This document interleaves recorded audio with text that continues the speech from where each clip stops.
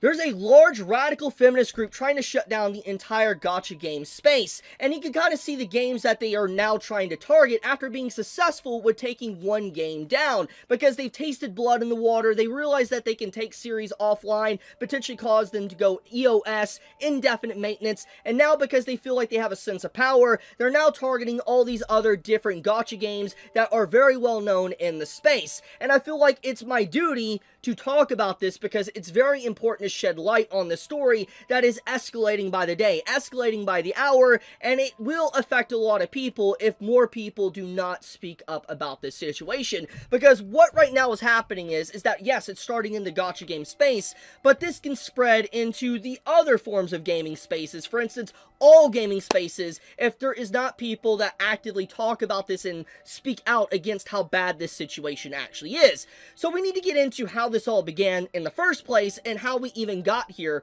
right now. So a few days ago, there was an announcement that Snowbreak was going to be entering into indefinite maintenance, and it's been about 3 days since that happened, which is very unusual for instance, a gacha game, because obviously anyone that's ever played a gacha game knows you have to log in daily to do your dailies, do your certain quests, you get the point. And so when a gacha game is offline for multiple days, that is pretty eyebrow raising. It basically implies something serious is going on. And so I want to read this post to kind of give a nice little quick summary on the entire situation. As a Snowbreak player in China, I want to explain to international players the circumstances that led to the cancellation of this Snowbreak collaboration. I want them to see the hypocrisy and the double standards of these women. After the official announcement of the offline collaboration, many feminist bloggers on Weibo immediately reposted the official post and called on others to report this event to get it canceled. That quickly spread in communities like Weibo and Xiaohongshu, where female users are the majority, and many feminists joined the siege of Snowbreak. On Xiaohongshu and Weibo, many bloggers were teaching methods to report this offline event. This included making phone calls or writing denunciation letters to the collaboration partners. Here's one interesting phenomenon. When you open the profiles of many of these feminists who were calling to report Snowbreak, you find that them themselves play otome games or love and deep space. Under this pressure, on the 26th, China Post announced the suspension of the collaboration, and afterwards, Snowbreak's official account issued a notice canceling the offline event. On the 27th, news of the collaboration cancellation was reported on Oriental TV in China and Shanghai. That's a pretty big deal right there. It basically implies that on literal national TV within China, this was being reported on, and obviously it's escalated to such a level to where if anyone knows how the Chinese government is, that's not a good situation. The game is cooked. It's over. It's legitimately over if it's getting reported on national Chinese news. But let's continue reading.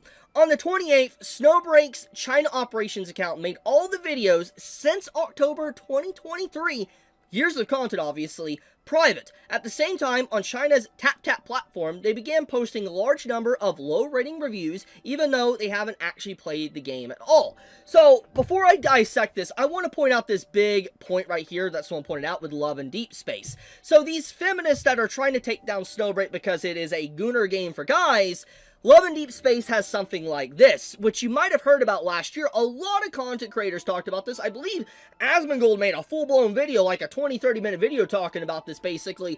But yes, this is legit. Love and Deep Space is the game that you probably heard last year that had a built-in period tracker for women, which is just wild, wild stuff, not gonna lie, straight up wild. Some might even say it's weird. But the point of the matter is, I've always said, regardless, is that it technically has a right to exist. It's a game, it's art, it's not real, so to speak, it has a right to exist. And honestly, like women having like a gooner game, there's nothing wrong with that. If women want to play a gooner game that's sexualizing guys, completely fine. Nothing wrong with that whatsoever. That is my hardline stance on that. But the thing here is that there is a lot of hypocrisy that the same group that obviously is gooning to this game is trying to shut down basically gacha games that are meant for guys for their type of gooner games, which is just, like I said, very hypocritical, and it's just like, oh my goodness, we really are in this type of situation where we've seen time and time again in the last, like, honestly, almost a decade at this point, to where, like, you always see the double standards, where it's like, it's okay to sexualize a guy character, you can take off the shirt, you can show their abs and everything, they look all sweaty, completely fine, but soon as you have, like, let's say, a little bit of, like, showing any form of the female body, instantly needs to be censored. It's, you know, misogynistic, it needs to be removed, it's problematic, and it's just like, dude, it's so fucking annoying. It legitimately is. And it's always from these type of groups, honestly. Legit. It always comes from these type of groups. And actually, there is something very relevant to this conversation, which I want to show right now. So this right here is a bit of news that came out earlier this morning, which, like I said, is very relevant to what I'm talking about. So this is PC Gamer talking about Resident Evil Requiem, and they literally say the first sexy Leon mod hits Nexus mods just 4 days, 11 hours, and 23 minutes after launch. They literally were counting it by the minute. And this is the articles that, you know, Permaband actually posted, showcasing the hypocrisy of just this news site and the writers as well. For instance, Joshua Woolens, you can see, wrote both of these. They literally say Gooner Game of the Year Stellar Blades mods are 41% smut, ensuring gamers will never see the light of heaven. And then you see the same writer that's, you know, shaming people for playing Stellar Blade, saying Baldur's Gate 3's bare sex scene was such an upward turn of momentum for the game that its animator called his mom to show it off. She was like, that's weird. And obviously they're praising it, and they literally say should have pinned it to the fridge. It's legitimately just so hypocritical, and you can just see once again that it's not just these like radical feminists like within China that's doing what they're doing with Snowbreak, but it's literally just completely saturated in the entire gaming space, and it obviously is getting a lot worse. And it's very ironic that you see something like this happening with Resident Evil, literally what I'm talking about today with the Snowbreak news, and how it's also being targeted for having, you know, female fan service, despite the people that are trying to take it down completely fine with male fan service. But, yeah, let's get a little bit back on topic to the situation at hand with Snowbreak. So, right now, Snowbreak is in a pretty bad spot, because obviously it has now been put on blast on live television within China, which means that the game more or less is, I'm just gonna say it, it's fucked. Like, there's probably no saving the game, because China does have issues with fan service. They do. I mean, literally, I made a video yesterday talking about the whole One Piece stuff, so it's very obvious. And when it becomes such a high escalated issue to that degree, they can't really skirt around the issue. So the game, there's only two options available at this point. Either A, the game is going to just straight up end, EOS, that's it, or it's going to come back, going to be very heavily censored, and then it's going to die eventually because it's heavily censored and people don't want to deal with it no more, because obviously people play the game to, honestly, they play this Gacha game because they want to, you know, look at the female characters and stuff. Just let's be blunt. So the point of the matter here is that the game will die. So that's basically it. Snowbreak is dead. And this group, this radical feminist group, was able to do that.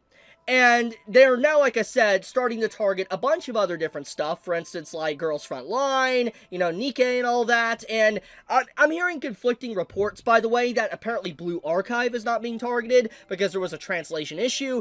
But from what I have been told, they are also targeting like Genshin Impact, for instance, or Hoyoverse games. They're trying to get those games hurt as well, which is a pretty big deal, which means that a lot of the big, massive, successful Gacha games are getting targeted by this group, and, I mean, they're already successful once, who's to say they might not be, another home run, they might not get another home run on one of these games, but, it's a pretty big deal. This is really bad, honestly, and it's a wild situation that's getting very, very bad, and I do want to bring up something, though, that's very interesting to note. So, once again, this is another conflicting report I've been hearing back and forth, so I can't fully confirm this. But apparently the reason why this group went after Snowbreak is because there was apparently a scandal with, like, this novel. You can pause the video and look at this image here. But there was, like, a novel that had a lot of, let's just be honest, very questionable, taboo, dark topics in it. And it was apparently reaching, like, trending stage to where, like, it was getting talked about a lot. And so to shift the focus away from this very dark literature that apparently a bunch of feminists were reading, they decided to put the spotlight on Snowbreak, and then that's what led to the entire situation. Once again, I don't know if this is true or not. That's what I've been told that's kind of going on behind the scenes, so take this as you will, take this one with a grain of salt. But even if this is true or not, the point still stands that there is a lot of hypocrisy that, for instance, they're completely fine with an Otome game, but then they're going after Snowbreak. It's just like, dude, it's ridiculous. It actually is outright insane. And I would like to reinstate this once again. Obviously, right now, it's just Snowbreak. It's not other Gacha games. But this can escalate. Like, let's think of Collective Shout last year. Collective Shout is a very good example here, okay? Collective Shout, this Australian feminist group, managed to basically cripple Steam. They made Steam bend and buckle, and they contacted payment processors, and we saw the damage they did to gaming. It's still damaged right now. Like, so many developers and creators got completely fucked over by Collective Shout last year. So we've seen the damage that these groups can cause if they're just allowed to continue to roam free. So what starts off as one game that you might not care about eventually escalates. So that is why I'm bringing this to attention. It's important to talk about. It's important for more people to be aware of this. So I ask you guys that are watching this video to share this video, leave a like on this video, please leave a comment down below. It helps with the algorithm and more people to become aware of this situation, because this is a bad situation. But I love you guys. Be safe, stay healthy, have a very blessed day. Sorry for being the bearer of bad news, but once again, I need to bring it up. I need to mention it because it is important. Chibi out.